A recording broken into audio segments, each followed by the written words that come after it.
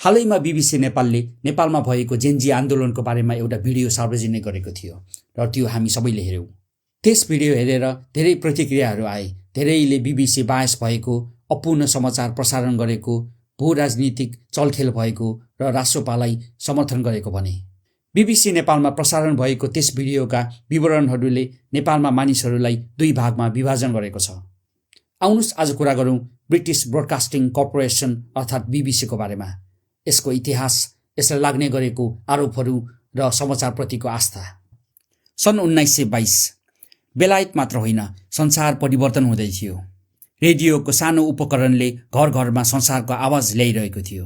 त्यही वर्ष जन्मियो ब्रिटिस ब्रोडकास्टिङ कम्पनी र पछि 1927मा यो बन्यो सार्वजनिक सेवा संस्था अर्थात् हामीले अहिले चिन्ने बीबीसी। उसको एउटा वाक्य, to inform, to educate and entertain, अर्थात् सूचना दिनु, शिक्षित बनाउनु र मनोरञ्जन दिनु। तर शब्दभन्दा ठुलो थियो विश्वास। बीबीसी सरकारको मात्र नभएर जनताको संस्था थियो। सन् 1939 दोस्रो विश्वयुद्धको समय नाजी जर्मनीको बमहरूले लन्डन जलिरहेको थियो। राति साइरन बज्थ्यो, अन्धकार छाउँथ्यो, तर एउटा आवाज रेडियोमा स्थिर रहन्थ्यो। BBC News at 9 o'clock. यस समयमा बीबीसीले केवल समाचार मात्र दिएन, उसले डरलाई नियन्त्रण गर्यो, आशा जगायो र सत्य बोलेको दाबी गर्यो। जब जर्मनीको नाजी प्रचार मेसिन झुट फैलाइरहेको थियो, युरोपमा हिटलरले कब्जा गरिएका देशहरूमा मानिसहरू लुकीछिपी बीबीसी सुन्ने गर्थे र त्यसबेला बीबीसी विश्वासको चरम शिखरमा थियो। तर सन् 1956मा सुएज कनाल क्राइसिस हुन्छ। बेलायतले सुएज कनालमा आफ्नो अधिकार चाहन्थ्यो र त्यसको लागि बेलायत सरकारले इजरायलसँग मिलेर इजिप्टसँग युद्ध लड्ने तयारीमा हुन्छ। तर त्यसको विश्वव्यापी आलोचना भइरहेको हुन्छ। बेलायतका त्यसबेलाका प्रधानमन्त्री एन्थोनी इडन ब्रिटेनमा युद्धलाई समर्थन चाहन्थे, तर बीबीसीले आफ्नो प्रसारणमा अन्तर्राष्ट्रिय आलोचना पनि सशक्त रूपमा देखायो, जसले गर्दा बेलायत सरकार बीबीसीसँग रिसाएको थियो र सम्बन्धमा पहिलो ठूलो दरार आयो। त्यसपछि आयो 1980को दशक। बेलायतमा मार्गरेट थ्याचर र खानीमा काम गर्ने मजदुरहरू बीच सङ्घर्ष।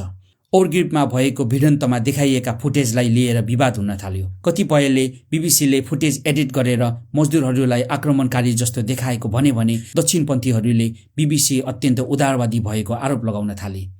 यसरी सुरु भयो बीबीसीको अनौठो अवस्था, सबैले पक्षपातको आरोप लगाउने संस्था। सन् 2003 इराक युद्ध। बेलायतका त्यसबेलाका प्रधानमन्त्री टोनी ब्लेयरको सरकारले इराकसँग महाविनाशकारी हतियार भएको आरोप लगाएका थिए। बीबीसीले बेलायत सरकारले युद्धलाई सही देखाउनका लागि जानकारीलाई बढाइ चढाइ गरेर प्रस्तुत गरेको भनेर समाचार प्रसारण गर्यो र समाचारको लागि रिपोर्ट तयार पारेका थिए डेभिड केलीले, एउटा ब्रिटिस हतियार विशेषज्ञ। त्यसको केही दिनमै उनको रहस्यमय परिस्थितिमा मृत्यु हुन पुग्छ, जसले ब्रिटेनलाई नै स्तब्ध बनाउँछ।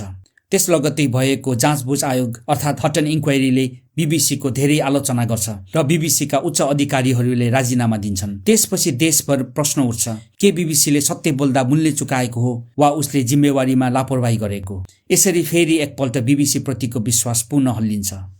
सन् 2012मा आयो फेरि अर्को झट्का।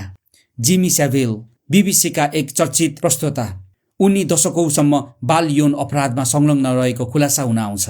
छानबिनको क्रममा बीबीसीले आफ्नो आन्तरिक अनुसन्धान रिपोर्ट सार्वजनिक नगरेर रोकेर राखेको खबर बाहिर आउँछ। यसबेला आलोचना राजनीतिक थिएन, बरु नैतिक विफलता थियो। यदि कुनै संस्थाले आफ्नै घाउ देख्न सक्दैन भने उसले अरूलाई कसरी जवाफदेही बनाउँछ भन्ने प्रश्न उठ्न थाल्छ। विश्वासको आधार अझ कमजोर बन्न थाल्छ। सन् 2016 ब्रेक्जिटको लागि जनमत संग्रह। देश दुई भागमा बाँडिएको थियो। रिमेन पक्षले बीबीसीले गलत दाबीलाई बारम्बार प्रसारण गरिरहेको भन्न थाले भने लिब पक्षले बीबीसी एलिट र लन्डन केन्द्रित भएको भन्न थाले। सोशल मिडियाले हरेक क्लिपलाई युद्धको हतियार बनायो। समाचार अब शान्त स्टुडियोको प्रसारण थिएन, यो अल्गोरिदमले चलाएको डिजिटल युद्ध बनिसकेको थियो। बीबीसी जुन कुनै बेला निर्विवाद हुने गर्थ्यो, अब निरन्तर आफ्नो बचावमा उभिएको संस्था बन्यो। सर्वेक्षणहरूले अझै देखाउँछ बीबीसी अन्य अरू मिडियाहरूभन्दा धेरै विश्वसनीय छ।